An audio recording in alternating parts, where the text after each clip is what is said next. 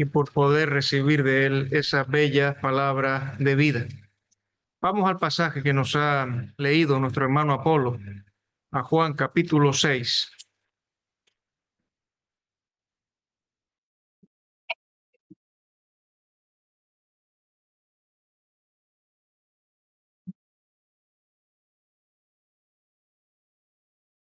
Vamos a leer los versículos 60 al 69. Juan 6, 60 al 69. Dice así la palabra del Señor. Al oírlas, muchos de sus discípulos dijeron: dura es esta palabra, ¿quién la puede oír? Sabiendo Jesús en sí mismo que sus discípulos murmuraban de esto, les dijo: ¿esto os ofende? Pues ¿qué si vierais al Hijo del Hombre subir a donde estaba primero? El Espíritu es el que da vida, la carne para nada aprovecha. Las palabras que yo os he hablado son espíritu y son vida. Hemos cantado bellas palabras de vida. Pero hay algunos de vosotros que no creen, porque Jesús sabía desde el principio quiénes eran los que no creían y quién le había de entregar. Y dijo: por eso os he dicho que ninguno puede venir a mí si no le fuere dado del Padre. Desde entonces muchos de sus discípulos volvieron atrás y ya no andaban con él. Dijo entonces Jesús a los 12: ¿queréis acaso iros también vosotros? Le respondió Simón Pedro: Señor, ¿a quién iremos? Tú tienes palabras de vida eterna, y nosotros hemos creído y conocemos que tú eres el Cristo, el Hijo del Dios viviente. Que el Señor bendiga su palabra. Bueno, vamos a considerar en esta tarde, con la ayuda del Señor, la cuarta señal que aparece reflejada, recogida en el Evangelio según San Juan, que hizo el Señor Jesucristo durante su estadía en este mundo que Él había creado. Recordamos que al final del Evangelio de Juan, ya casi al final del Evangelio de Juan, hay una síntesis en el capítulo 20, versículos 30 y 31, que hacemos bien en recordar, que tiene que ver con el propósito de este libro, de este Evangelio. Juan capítulo 20, versículos 30 al 31. Dice: hizo además Jesús muchas otras señales en presencia de sus discípulos, las cuales no están escritas en este libro, pero éstas se han escrito para que creáis que Jesús es el Cristo, el Hijo de Dios, y para que creyendo tengáis vida en su nombre. Y aquí en el 6º capítulo de Juan, donde nos encontramos, tenemos, como estamos diciendo, la cuarta señal, que tiene que ver con que Jesús alimenta a 5.000 hombres. Realmente la cantidad es aún mayor, porque solamente se contabilizaron a los hombres y habría que añadir a las mujeres y a los niños, pero había ese número de 5.000 hombres. Y quisiéramos ver esta señal, en medio de esta señal, 5 aspectos que ocurrieron en medio de esta señal. Jesús alimenta a 5.000 hombres. En primer lugar, los versículos del 1 al 4 de nuestra lectura nos van a mostrar que Jesús hizo esta señal a pesar de la incredulidad generalizada que tenía a su alrededor. El Señor Jesús alimentó a 5.000 hombres a pesar de la incredulidad generalizada que tenía a su alrededor. Eso está entre los versículos 1 al 4 de Juan capítulo 6. Comienza el versículo 1 diciéndonos: después de esto. Son palabras que nos designan un lapso de tiempo indefinido que transcurre entre el capítulo 5 y el capítulo 6. Entre los hechos narrados en el capítulo 5 y el capítulo 6, después de esto, pasa un cierto tiempo. No está claro cuánto tiempo, porque dependiendo de cómo entendamos ciertos detalles de la Escritura, que la Escritura no especifica, podría haber sido entre 6 meses y 1 año aproximadamente, entre el capítulo 5 y el capítulo 6. Lo que sí notamos es que hay al menos 5 similitudes entre ambos capítulos que podríamos nosotros detectar. En primer lugar, notamos que si el capítulo 6 comienza diciendo después de esto, y por tanto hay un lapso de tiempo, el capítulo 5, una página más atrás, dice después de estas cosas. Así que entre ambos capítulos hay un lapso de tiempo. En segundo lugar, en ambos capítulos hay una referencia a una fiesta. El capítulo 6, versículo 4 dice: y estaba cerca la Pascua, la fiesta de los judíos. Y el capítulo 5, una página más atrás, en el versículo 1 dice: después de estas cosas había una fiesta de los judíos y subió Jesús a Jerusalén. Evidentemente, si fue en el capítulo 5 una Pascua, pues habría transcurrido un año entero. Si fue otra fiesta, pues el lapso sería más corto. Pero tenemos, en primer lugar, se designa el paso del tiempo y la referencia a una fiesta en ambos capítulos. En el capítulo 6 estamos anunciando ya que va a haber una señal. En el versículo 11 del capítulo 6 tenemos la alimentación de 5,000 hombres. Versículo 11 dice: y tomó Jesús aquellos panes y habiendo dado gracias los repartió entre los discípulos, y los discípulos entre los que estaban recostados, asimismo de los peces. Dice ahora cuánto quería, y a continuación habla de que se saciaron, de que comieron y aún se saciaron. Hubo una alimentación milagrosa, una señal. En el capítulo 5, que es el anterior, en el versículo 9, tenemos la curación de un paralítico en Betesda. Capítulo 5, versículo 9, de lo cual hablamos en una ocasión anterior. Y al instante aquel hombre fue sanado. Jesús le había dicho: levántate, toma tu lecho y anda. Y tomó su lecho y anduvo, y era día de reposo aquel día. Una cuarta similitud entre ambos capítulos está en la enseñanza que da el Señor Jesucristo a partir de la señal. Porque en ambos casos el Señor Jesús se va a presentar como el Hijo de Dios y en consecuencia como Dios mismo. Ahora, capítulo 5, versículos 17 y 18. Y Jesús les respondió: mi Padre hasta ahora trabaja y yo trabajo.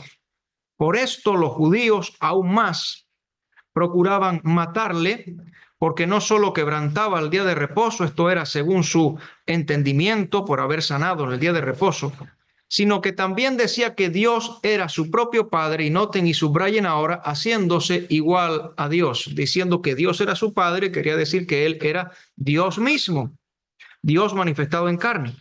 Capítulo 6, versículos 41 y 42. A consecuencia o después de la señal, en este caso es aún un día después, dice Juan 6, 41 y 42. Murmuraban entonces de él los judíos, porque había dicho: yo soy el pan que descendió del cielo. Y decían: ¿no es este Jesús el hijo de José, cuyo padre y madre nosotros conocemos? ¿Cómo pues dice este: del cielo he descendido? Ellos estaban entendiendo que estaba aludiendo a su deidad. Pero la última coincidencia, convergencia, igualdad entre ambos capítulos es la reacción generalizada de incredulidad ante la palabra del Señor Jesús y de rechazo hacia su persona. Entonces, capítulo 5, versículo 47, noten estas dos singulares palabras, 5:47, pero si dice: no creéis, en este caso a los escritos de Moisés, pero si no creéis a sus escritos, dice: ¿cómo creeréis a mis palabras? No creéis. Y capítulo 6 y versículo 36, donde aparecen de nuevo las mismas dos tristes palabras, dice: mas os he dicho que aunque me habéis visto, no creéis. Así que el contexto en el que estamos es en el de incredulidad y de rechazo hacia el Señor Jesucristo. El resultado en ambos capítulos es el mismo. Vamos a tener, diremos a continuación, cómo el Señor Jesús se va a desplazar de una ribera al otro del mar, como el Señor Jesús le vemos en el sur, en Judea, Jerusalén, o en el norte, en Galilea, pero tanto en un sitio como en el otro, el Señor Jesús experimenta el mismo rechazo, la misma incredulidad. Seguimos en el capítulo 6, versículo 1. Entonces, ¿dónde? Estamos diciéndolo ya. Después de esto, Jesús fue al otro lado del mar de Galilea, el de Tiberias. Así que se traslada desde Jerusalén, que estaba en Judea, hasta Galilea, y este es el lugar al cual iba por tercera vez. Había ido por primera vez en Juan capítulo 2, versículo 1, por segunda vez en Juan capítulo 4, versículo 3, y esta es la tercera ocasión. Se menciona al otro lado del mar de Galilea, y también se le da el otro nombre al mar de Galilea, que era el de Tiberias, porque la ciudad de Tiberias estaba situada en la ribera occidental. Esta ciudad era la capital de la provincia de Galilea, que recibía este nombre en honor a un emperador romano que se llamaba Tiberio. Había sido fundada por el año 25 de la era cristiana. Por el testimonio de otros evangelios, y les invito sin perder aquí a buscar Lucas capítulo 9 y versículo 10, por el testimonio de otros evangelios, podemos saber que este lugar al otro lado del mar de Galilea o de Tiberias, Lucas 9, versículo 10, tenía que ver con un lugar que se llamaba Betsaida. Y en concreto hay que pensar en un lugar despoblado o desértico y un lugar apartado. Lucas capítulo 9 y versículo 10 dice: vueltos los apóstoles, le contaron todo lo que habían hecho, y tomándolos se retiró aparte a un lugar desierto de la ciudad llamada Betsaida. Y a continuación veremos que dice que la gente lo supo y le siguió. Regresamos a Juan capítulo 6, versículo 2, donde precisamente habla de esto. Juan capítulo 6, versículo 2.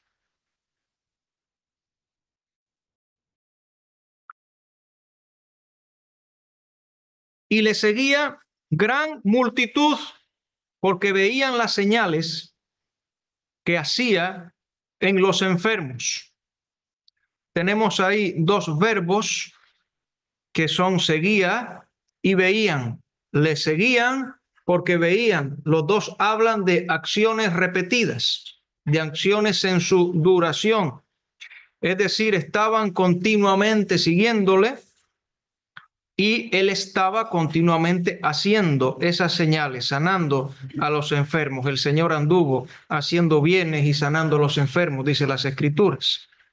La actividad sanadora del Señor atraía constantemente a las multitudes hacia él, en este caso en Galilea. Le seguía, dice, una gran multitud, pero este seguirle una gran multitud no era significativo ni representativo, ni tenía nada que ver con una fe verdadera. Le seguía gran multitud porque veían las señales que hacían los enfermos, porque tenían algún interés de curiosidad o de recibir algún don, no porque le reconocieran a él como quien era, no porque creyeran en él, no porque quisieran humillarse ante él, le seguían para recibir egoístamente, veían los milagros que hacían los enfermos y simplemente estaban allí para ser espectadores, y si puedo llevarme o recibir algo, mejor todavía. Por eso le seguían las multitudes con tal interés egoísta o mezquino. Pero sigue diciendo el versículo 3. Entonces subió Jesús a un monte y se sentó allí con sus discípulos. Es decir, el monte tiene que ver con la región montañosa alrededor del mar que hemos mencionado, el mar de Galileas, el mar de Tiberias. Y el versículo 4 finalmente nos sitúa, dice el versículo 4, y estaba cerca la Pascua, la fiesta de los judíos. Versículo 4 finalmente nos cierra esta introducción hablándonos de la incredulidad, porque nos habla de una de las fiestas, pero ya no se menciona como una fiesta de Jehová, porque Dios había sido echado al olvido, porque el temor de Dios era solo algo externo o aparente, porque ya se había convertido en algo superficial y sin sentido auténtico, y por eso dice que la Pascua que se acercaba era en realidad la fiesta de los judíos. Dios no estaba presente, Dios no estaba en el centro, no la reconocía, dice alguien, como una de sus propias fiestas. La nación judía la celebraba como un mero ritual, sin ningún interés de corazón. Había perdido su verdadero sentido, ya no era una fiesta de Jehová. Pues en este contexto de incredulidad, a pesar de la incredulidad generalizada, a pesar del rechazo hacia su palabra, el Señor Jesús va a alimentar a 5,000 hombres, sin contar las mujeres y los niños. A pesar de ello, el Señor va a hacer esta señal. Ahora, en segundo lugar, el Señor Jesús va a hacer esta señal de alimentación milagrosa ante la ausencia de recursos humanos. En segundo lugar, la va a hacer ante la ausencia de recursos humanos. Dice el versículo 5. Cuando alzó Jesús los ojos y vio que había venido a él gran multitud, dijo a Felipe: ¿de dónde compraremos pan para que coman estos? Bueno, sabemos por los otros evangelios que el tiempo fue pasando, que las horas fueron marchando, que el Señor Jesús les enseñó a aquellas multitudes, que el Señor Jesús los miró con compasión y que en lugar de despedirlos y mandarles que se fueran a casa, el Señor Jesús dice: no se van a desmayar en el camino, hay que darles de comer a estas multitudes, dadle vosotros de comer. Y aquí tenemos que la pregunta que le hace a Felipe. Bueno, Felipe era precisamente de Betsaida, lo sabemos por este evangelio. Por ejemplo, miren conmigo Juan capítulo 1, versículo 44. Felipe era precisamente de Betsaida. Juan 1, 44.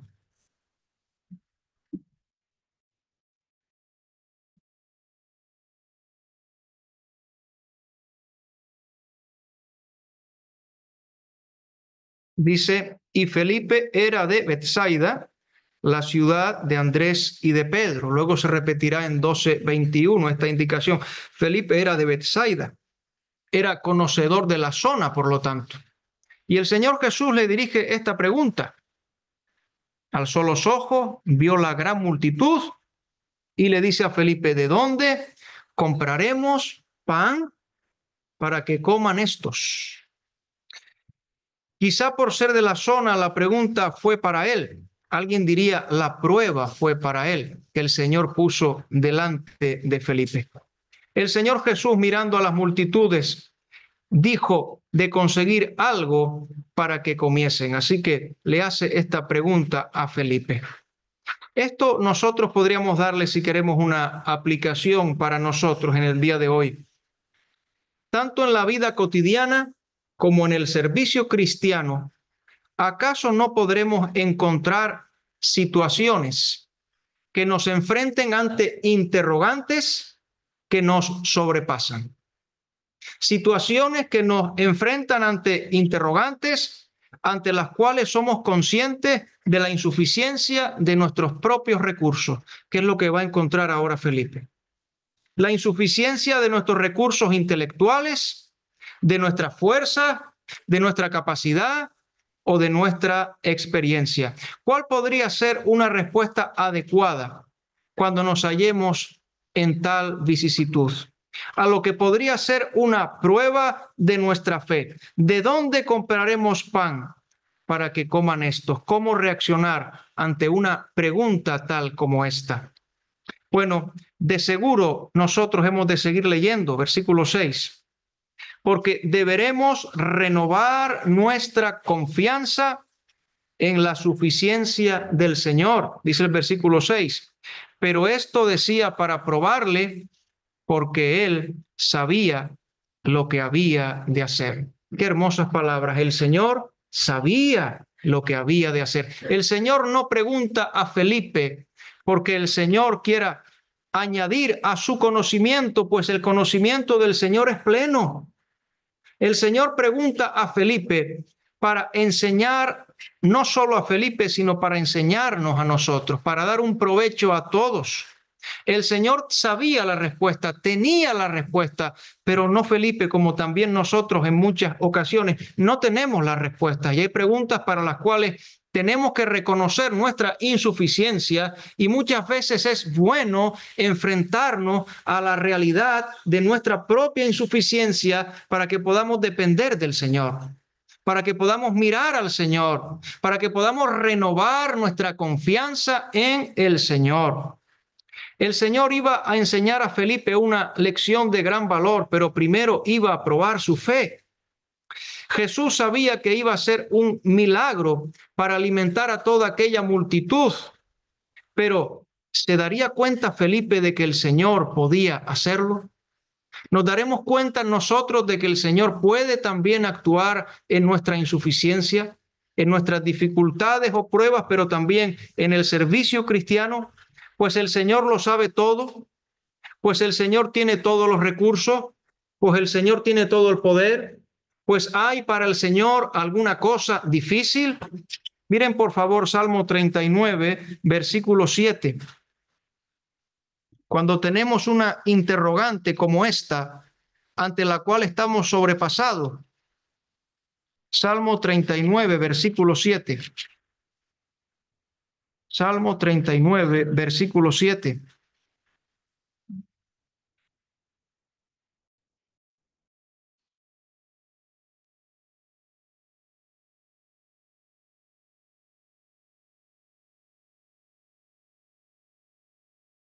Dice, y ahora, Señor, miren el interrogante, ¿qué esperaré?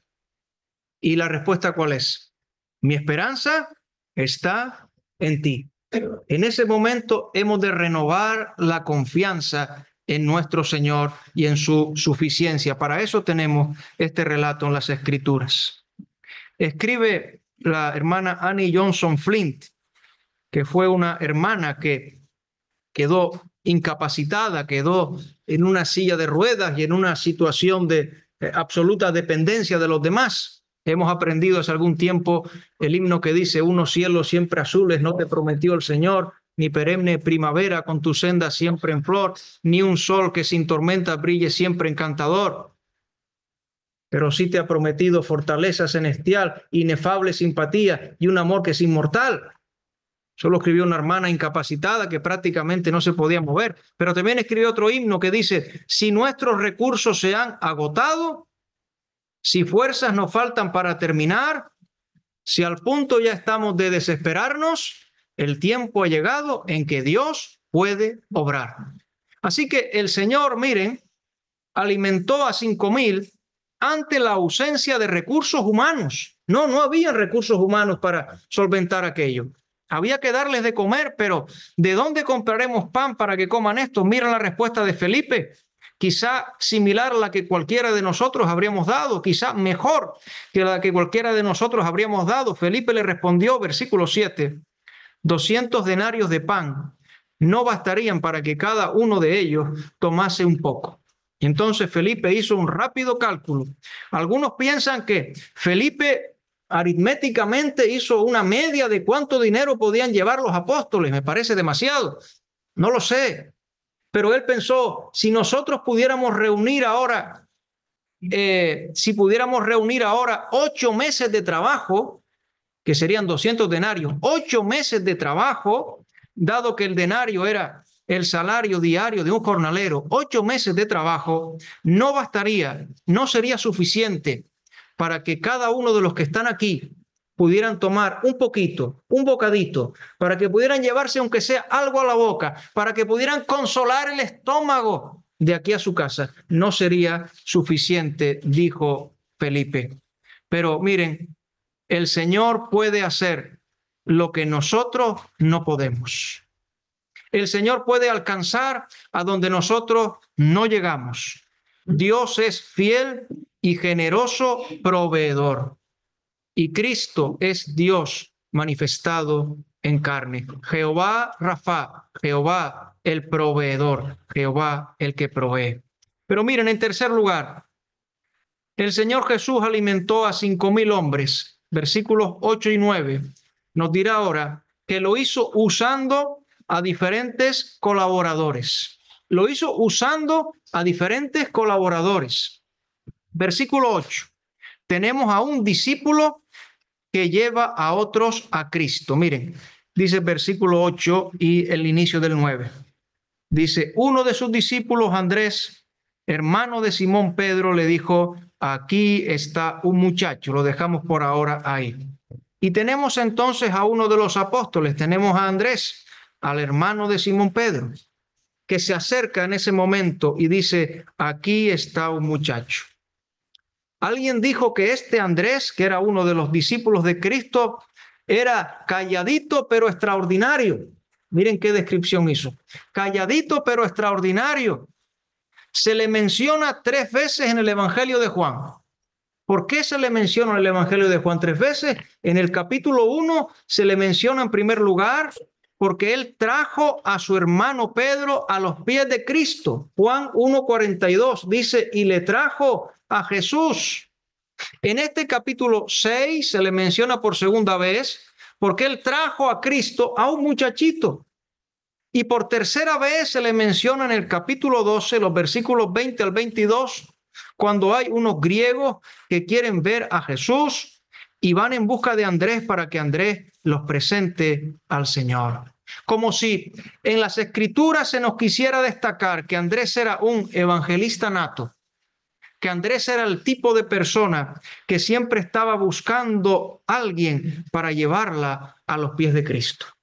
De tal forma que el Señor aquí, que va a multiplicar, que va a proveer, que va a dar, miren, Él va a usar a diferentes colaboradores. Uno de ellos es Andrés, un discípulo que llevó a este muchacho delante de Cristo. Pero en segundo lugar, el otro colaborador fue ese muchacho mismo. Miren lo que sigue diciendo el pasaje. Era un muchacho que entregó lo que tenía a Cristo. Estamos diciendo bien, un muchacho, dice el versículo, versículo 9. Un muchacho, lo cual nos habla de su juventud. Y la Escritura dice que nadie tenga en poco tu juventud, sino sea ejemplo de los creyentes. Y la Escritura dice, acuérdate de tu Creador en los días de tu juventud. Y nosotros cantamos y decimos, da lo mejor al Maestro, tu juventud, tu vigor. Aquí está un muchacho, un jovencito. Alguien dijo, uno de los héroes anónimos de la Biblia. Y añadió, si me permiten, y si su mamá le preparó la merienda, ella también participó de alguna manera. Ahora, ¿cuáles son las características de lo que el muchachito entregó? Dice que tenía 5 panes de cebada y 2 pececillos. Bueno, observamos la sencillez de lo que trajo. Eran elementos comunes, panes y peces. En cuanto al pan, dice la Escritura que eran de cebada. Y de nuevo se repetirá en el versículo 13. Panes de cebada, lo cual habla de pobreza. El pan de cebada era considerado una clase inferior frente al pan de trigo. Era un alimento barato, el alimento de la gente común y pobre. La cebada era el primer grano en cosecharse en la primavera y a diferencia del trigo era el grano más accesible para los pobres, lo cual enfatizaría la ofrenda sacrificial de este muchacho. En cuanto a los peces, dice con un diminutivo, pececillos, por tanto peces pequeños, seguramente o bien preparados en escabeche o salados o pescado seco. Esto nos dicen los que conocen el idioma original. Y en cuanto a su número, al número de los panes y de los peces, pues tenemos 5 panes y 2 pececillos. Así que un número limitado, diríamos que es un número escaso. Este muchacho no tenía mucho, pero estaba dispuesto a ponerlo a disposición del Señor Jesús. Podríamos decir que no hizo mucho, pero poco es mucho si Dios está en ello. Y ciertamente entregó todo lo que tenía. Qué privilegio es darle al Señor lo que tenemos. Y no podemos darle al Señor lo que no tenemos. No nos lamentemos por lo que no tenemos. Démosle al Señor lo que tenemos. Es impresionante lo que el Señor puede hacer cuando le damos todo. Este pasaje lo manifiesta. Jesús podía multiplicar lo poquito que este muchacho tenía para alimentar a una multitud. Igualmente Dios sabe multiplicar lo poco de los hombres consagrados, lo que le entregan, lo que tienen a Cristo. Pero sigue la nota de duda quizá y dice a continuación, ¿más qué es esto para tantos? Es una pregunta lógica. Sería algo así como, ¿y para qué sirve? ¿Para qué sirve entregar al Señor Jesús aquellos 5 panes y aquellos 2 pececillos? ¿Qué será eso para tanto? ¿Para qué sirve eso? Bueno, ¿para qué sirve? Dios usa las cosas pequeñas y de poca importancia para hacer maravillas. Recuérdese cómo Dios usó la vara de Moisés, la honda de David y la quijada de un asno en manos de Sansón. Hemos de afirmar que Dios no necesita de nosotros. El Señor Jesús pudo haber alimentado a la multitud sin que nadie hubiera traído nada. Pero al Señor le plugo usar en su servicio lo débil, lo pobre, lo menospreciado. Dios no necesita de nosotros, pero nos hace útiles a su servicio. Se vale de instrumentos humanos, nos usa en su obra y para su gloria. De tal manera que no podemos multiplicar panes, ni podemos salvar almas, pero sí podemos ser eslabones en la obra del Señor, trayendo a personas a Cristo y entregándole lo que tenemos en sus manos. Que el Señor nos ayude para ser fieles en lo poco que nos sea concedido.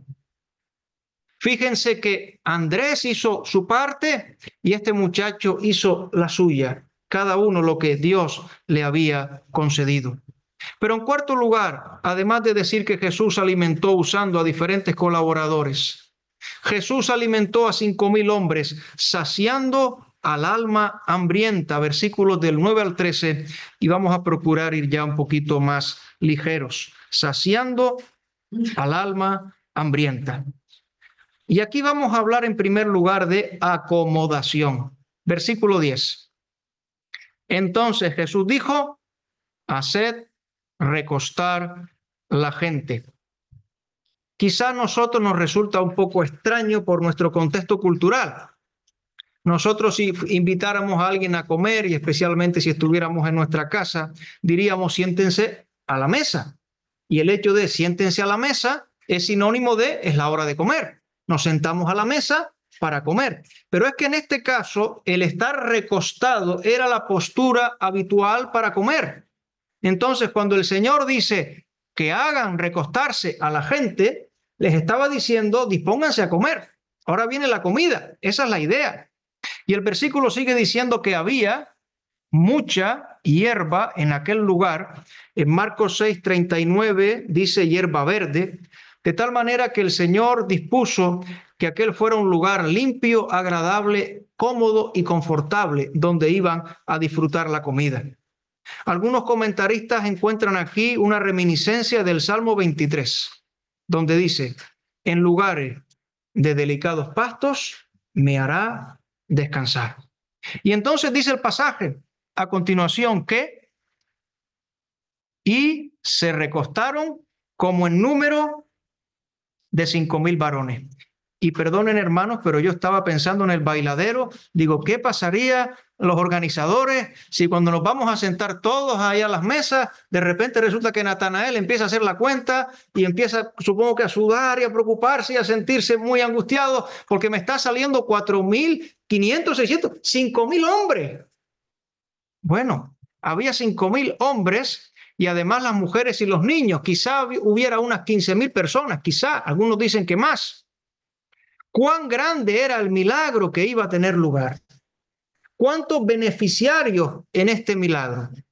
Seguramente esta fue la señal que más repercusión tuvo en el sentido que hubo el mayor número de beneficiarios de un mismo milagro aquel día.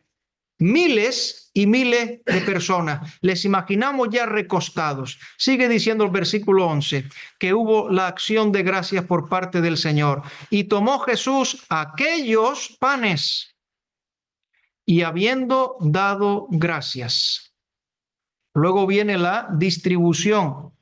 Los repartió entre los discípulos, y los discípulos entre los que estaban recostados. Asimismo de los peces, dice ahora, cuánto querían. De tal forma que los 5 panes y los 2 pececillos, tan insignificantes, fueron suficientes en las manos del Señor para alimentar a esta gran multitud. Los discípulos se dedicaron al reparto gozoso y diligente. No hubo escasez, porque dice el pasaje que cuánto querían hubo para poder tomar y para poder comer. Pero sigue diciendo algo más. El versículo 12 habla de recogida. Y cuando se hubieron, noten la palabra, saciado. Dijo a sus discípulos, recoged de los pedazos que sobraron para que no se pierda nada. Qué contraste tan llamativo. Felipe había pensado con una lógica aplastante. Aunque nosotros reunamos tal gran cantidad de dinero, versículo 7, no tendremos un poco para cada uno. La abundancia dispuesta por el Señor, versículo 11, dice cuánto querían. Y finalmente la plena satisfacción alcanzada, versículo 12, cuando se hubieron saciado. Jesús es Dios y para Dios no puede haber desperdicio. Por eso dice a continuación que recogiera los pedazos que sobraron, que no se perdiera nada. Nos enseña que no puede haber desperdicio de su abundante provisión y nos recuerda que no debemos malgastar las preciosas cosas que Él nos da.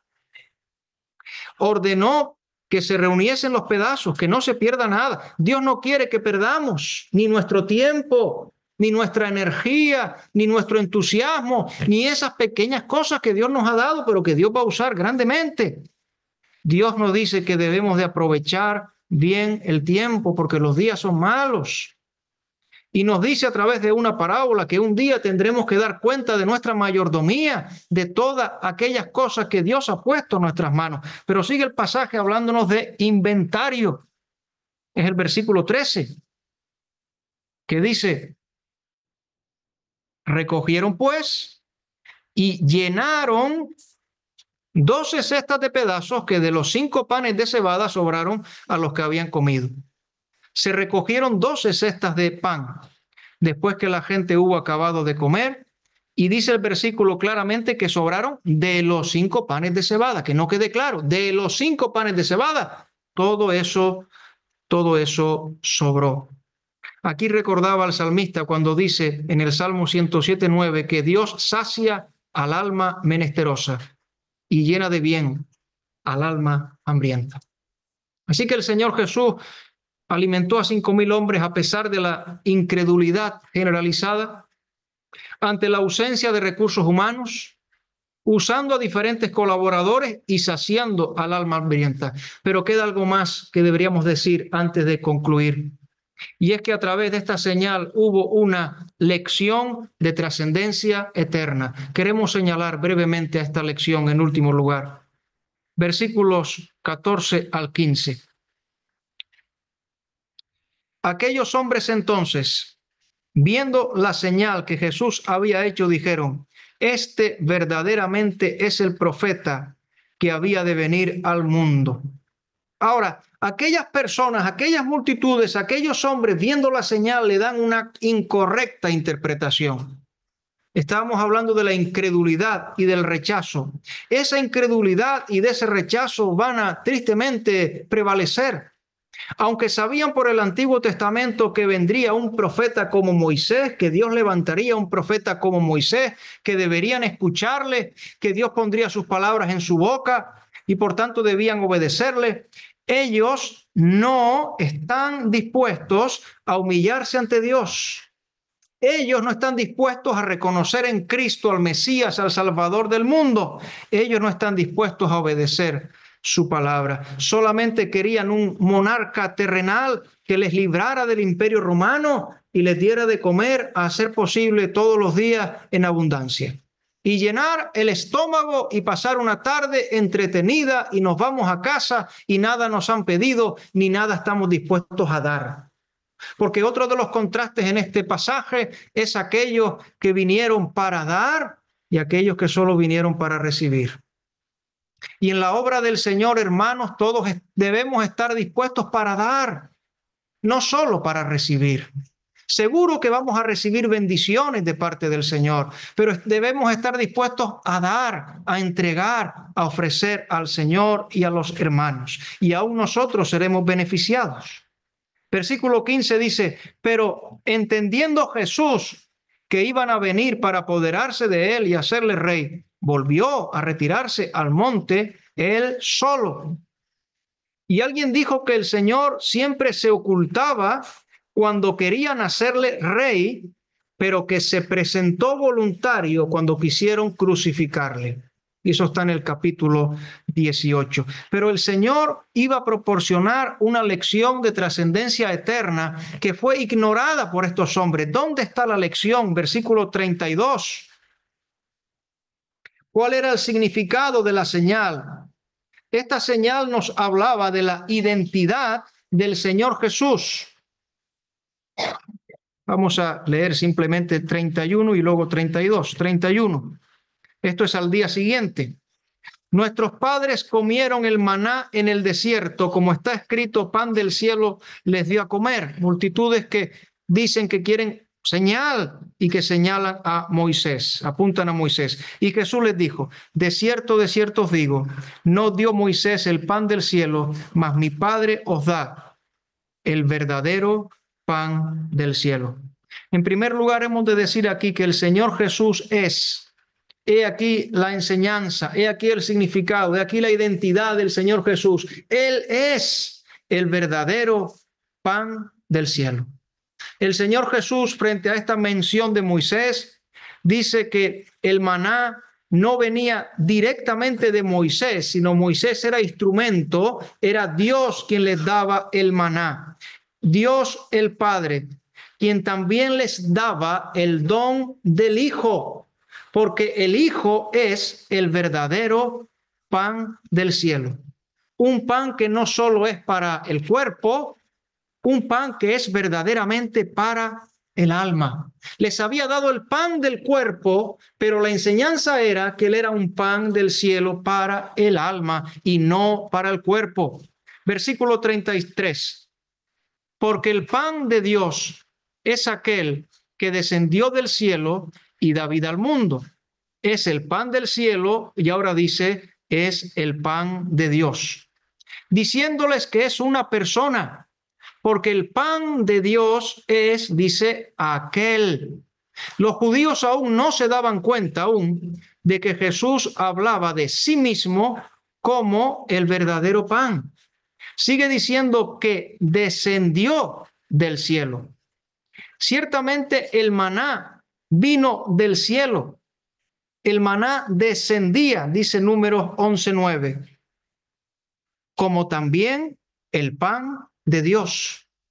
Y no podemos porque el tiempo ya ha avanzado, pero 7 veces a partir de este versículo se dice en referencia al Señor Jesucristo que descendió del cielo. Pero sigue diciendo el versículo 33 que da vida. Así que mirando frente al maná, el pan de Dios es superior en cuanto a sus beneficios, porque el maná era para preservación de la vida física, pero el pan de Dios da vida y además da vida eterna. Pero miren, el pan de Dios da vida y sigue diciendo al mundo. De tal manera que hay superioridad también en cuanto a la extensión de sus beneficios.